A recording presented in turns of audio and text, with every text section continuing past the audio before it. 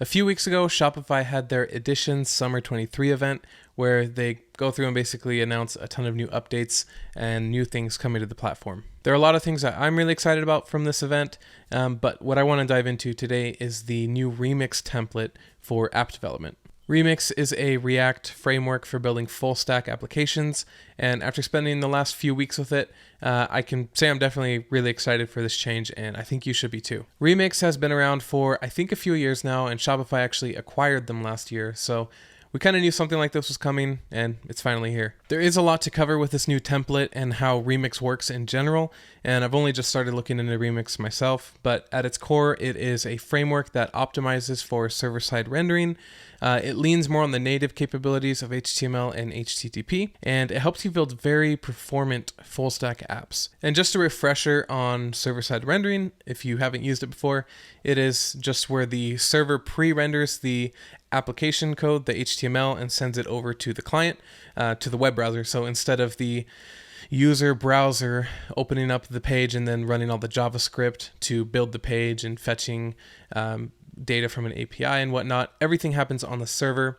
It builds it and then sends it to the client as an HTML page. The previous official Shopify template was based on Node and Express and basically just served the code from the front end directory within it. But Remix has a completely different structure, which we're actually going to pull up right now and take a look at this new template and just kind of do a very minimal kind of crash course with Remix and just kind of see on a very basic level how it works. And then I'm going to do another video very soon after this, doing a more deep dive into Remix and the new template and building out a Shopify app with it. So let's head over to our terminal.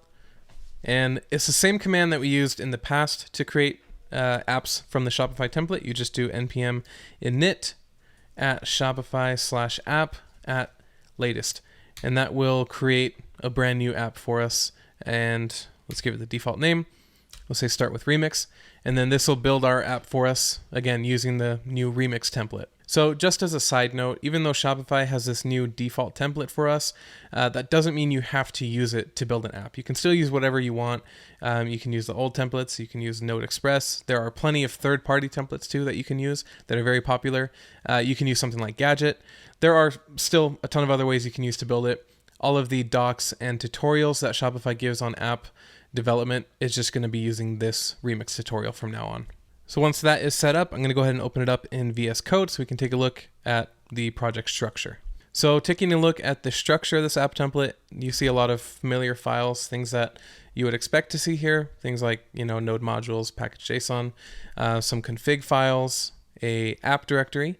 We've also got a Prisma folder here, and if you don't know what Prisma is, it's a Node.js ORM that helps you communicate with your database. So here in this template, we're using SQLite for the database, and Prisma is kind of like a middleware that goes between your code and your database. So for us to communicate with SQLite, we don't have to write raw SQL queries. We can just communicate with Prisma, and then Prisma will take care of the communication with our database for us. If you open up this folder, there is a schema.prisma file where you can tell Prisma what your database looks like. You can give it the models. Like we can see, we have the session model here, where you're telling the database, or you're telling Prisma what this session model looks like, what the attributes are, what types they are. So that's how Prisma will work. We'll get into that probably in another video, but it does make it much easier when you're working with your database. The part of the app that we're really concerned with is this app directory here, which is where all of our application code is stored.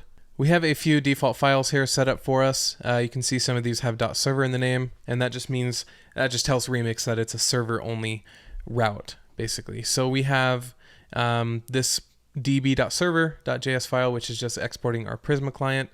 We've got entry.server.jsx, which is a Remix-specific file, and we don't really need to look at this since the template took care of everything that we need to do here. I think in most projects, you probably won't even see this file there. You won't even need it. We got shopify.server.js, which is just building our Shopify object and then exporting it so that the rest of the application can use it. And we'll use that for things like creating API clients, so we can hit the Shopify API, and authenticating user requests and getting things like the session. Then we have the root.jsx file, which is the entry point for our code, and it just wraps around the rest of the entire application code that's found in our routes folder. They have some default stuff set up here for us. And whenever you see this outlet component, that just means that any sub routes are going to be rendered basically right here where this outlet component is. So in our case, since this is the root file, all of our application routes are going to render right here. So now opening up this routes directory, we can see there's a few default files in here, and Remix uses something called nested routing, where the segments of a URL correspond basically to our component file names, or our route file names in here. So we have this app.jsx file. So in our application, if we spun up the app, then you could go to app URL /app, and you would essentially see what's rendered from this file. And the dots in the file name can be basically translated to slashes for the most part. So if this is at /app in our application, this file right here, then you can find this file, app.additional.jsx. You can find that in the app at /app/additional. So hopefully that makes sense. We'll kind of dive a little bit more into it and do a little better example so you can see exactly what I mean by that. Let's actually start up the app real quick so we can pull this open in our UI and kind of see a little bit better exactly how those match up. So we just run the command npm run dev to get this started. We want to create as a new app, just give it the default name. Select a store, yes, automatically update URLs, and then we should be good to go. And you can just press P to automatically open up your browser and start previewing the app. All right, and here is the template in action. This is what it looks like when we spin it up. So you can see we have this default page here, the base page. And then we also have, looking at this nav bar over here on the side, we have the additional page. So let's take a note of the URLs here. So this page right now that we're on is at /app. If we go to the additional page, the URL changes to /app/additional. And like I said, those kind of match up exactly with what we see here in our file structure. We have that /app file, which is the home page of this app. And then the app.additional file is rendered at the app/additional URL. So this app.jsx file is actually what's called a layout route. And what that means is that anything you put here in this code will be wrapped around the sub-routes of this layout. So we can see here that we have this UI nav menu, which in our application is this right here, where it has some of the pages for us. So that is the nav bar. And here we see the outlet component, which, as I mentioned before, any sub-routes or child routes of this are going to be rendered right here. So essentially, any sub-routes of this app.jsx layout is going to have this UI nav menu because it's in this layout file. So that's why the app.additional file is rendered basically right here, and it's wrapped in this layout. We have this app._index.jsx file, and that just sets the default page for the layout. So if we went to /app.jsx like we did a minute ago, you can see there's not actually any code that's rendered here. It's just the outlet. So when we go to /app in our application, then what we see is actually in this _index.jsx file. We do have some other files in here that we're not going to take a look at right now, like the auth.$.jsx, which is a dynamic route. You have some folders here. Let's just do another quick example of what it looks like to have a layout route with children or sub-routes and how to actually build a Remix route file yourself. So let's add a file here, again, just in this parent routes folder, and let's just call it foo.jsx. And we're going to export a function, just call it foo, export default, and then let's just return a div, and we're going to style this to be basically a box, like a red box. So we'll give it a width of 200, a height of 200, and then background of red. Okay, we'll save that. And now what Remix has done is basically looked at this file and created a route in our application that is /foo. So if we go back to our app and go to just /foo, then we should see this pop up with our red box. And we see that it did render that box again at that /foo route.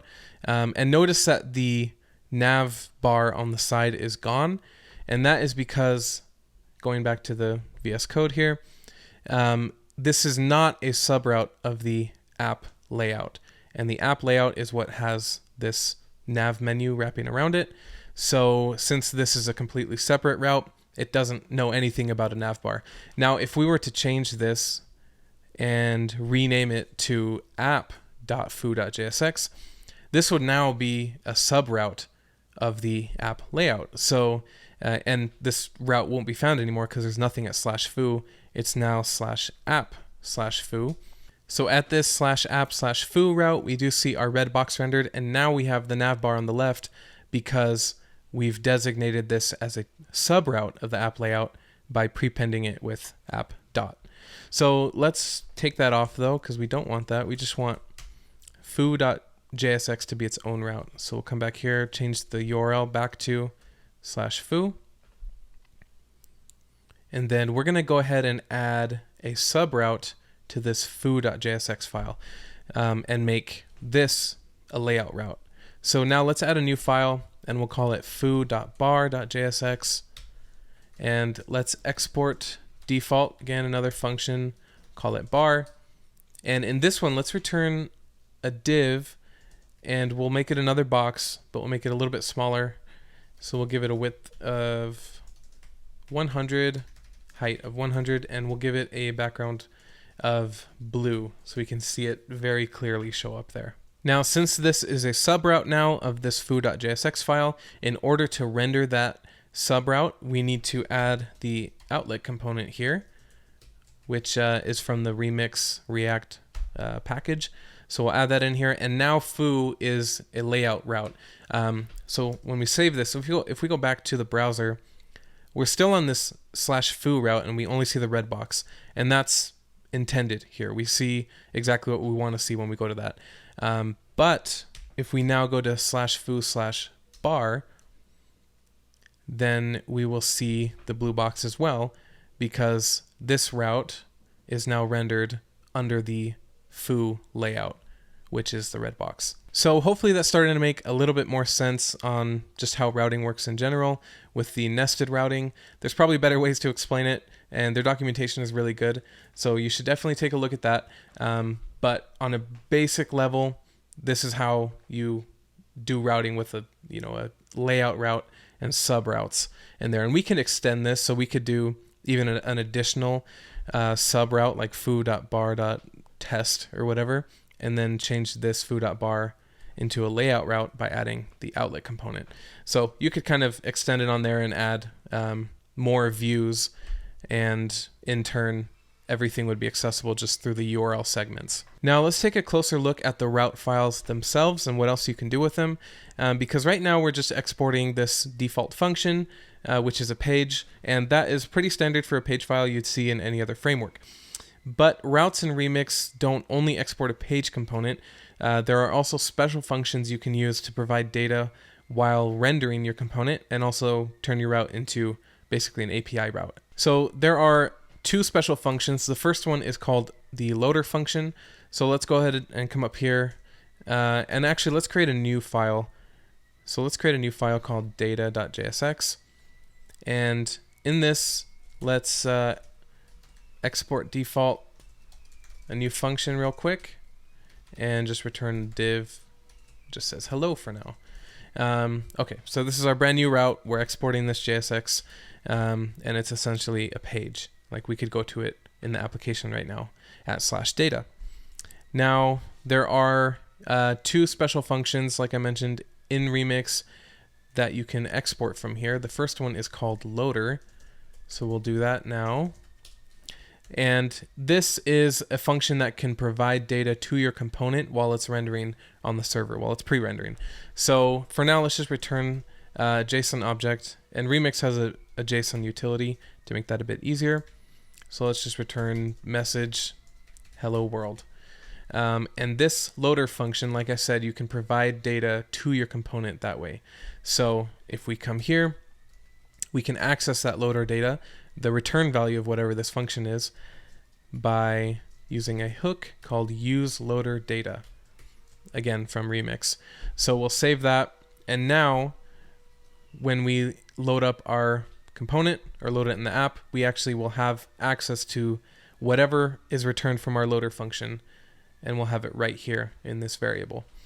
So let's go back to our app and just go to the /data URL, and we should just see hello. Okay, now let's change that in our code to use loader data dot message, since again what we're getting down here is this JSON object passed through. So we'll save that, we come back to our browser, and now we see our message there. So it doesn't look like much, but what's pretty neat about it is that in this loader function, you can make your API calls to whatever API service you need to. If you need to fetch data, you can fetch data from your database. All these async get calls that you need to make, you can put in your loader function, and then that will automatically be provided to your component when it's pre-rendering on the server. So there's no loading states or anything, because anything you hit, any endpoints or APIs you hit in this loader function are not being executed in the browser. It's all happening on the server beforehand. So yeah, it's pretty neat. It gets rid of loading states and stuff like that, because you have all the data accessible to you when it's rendering, and you just get the rendered HTML on this client. Now this loader function is only for GET requests, for fetching data. If you need to make a post request or put or delete or anything to mutate data in any way, then there is another special function that is called action, and we'll go ahead and export that now. And we'll pass in a destructured prop called request to this function, and let's just return null for now so nothing breaks. So I mentioned before that Remix leans on the native capabilities of HTML and HTTP, and what that means is that instead of, say, in a normal React app or Next.js, where you would, say, have a button and a click handler that would then call a function to make a post request to update data. Instead of using a flow like that, using click handlers and buttons, you can use just a basic HTML form. And when you submit a form, then it will come through to this action function. You can make requests to your database and do whatever you need to here, and then you can return a value that, again, you can actually access in your component down here. So to kind of show what that looks like, let's go ahead and add a form down here. So we'll remove this loader data. So right here, we're just going to add a form component that Remix actually provides us from their React package here. That kind of simplifies things a little bit. So we'll use that, and then we're going to add a method prop here of post. And within this form, let's go ahead and add just an input. We'll give it a name of, let's just do first name. And then we'll add another input. We'll give it a name of last name. And then we'll add a button that just says submit. Very minimal, obviously not very useful right now, but this is just to kind of illustrate the point here. So we have these inputs in here, and this button, which by default is a type submit button. So when you click this, it will automatically send these input values as form data to our action function. Let's go ahead and save that and then check it out in our app. So here we see our two inputs for first name and last name, and then the submit button. Right now when we submit it, it won't really do anything because we don't have anything in the action yet.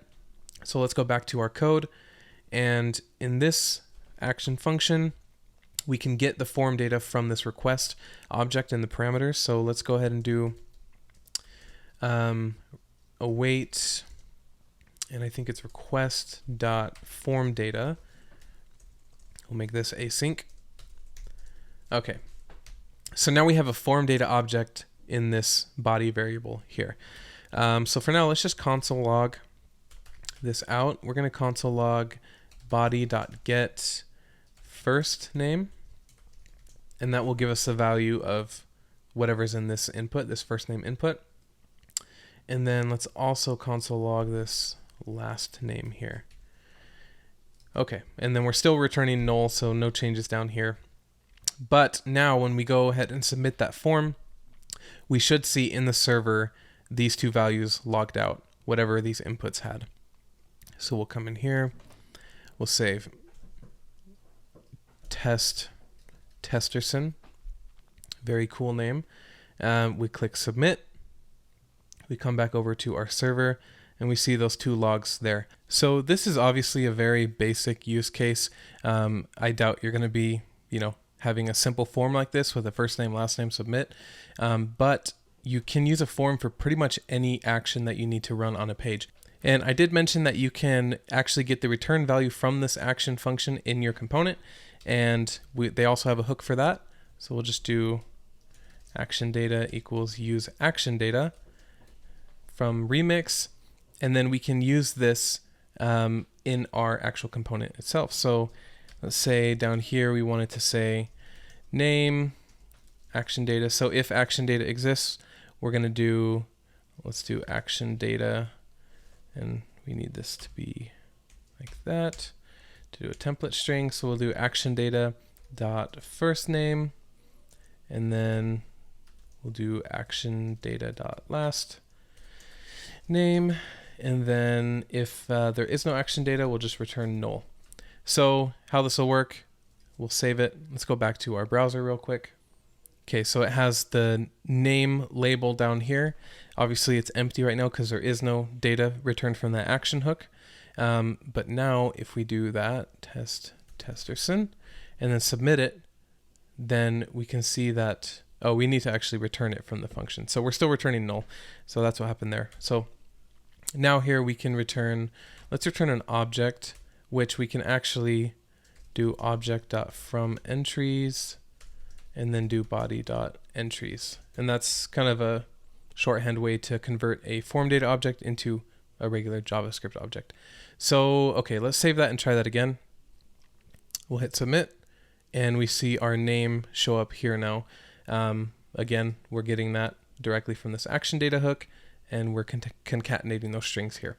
So there's a lot of really cool things we can do here. This is obviously just the very, very tip of the iceberg. In another video coming up soon, I'm going to do a more thorough deep dive and build out an app together so we can kind of explore the new Remix template together. So if you are interested in building Shopify apps using the new Remix template, definitely tune into that.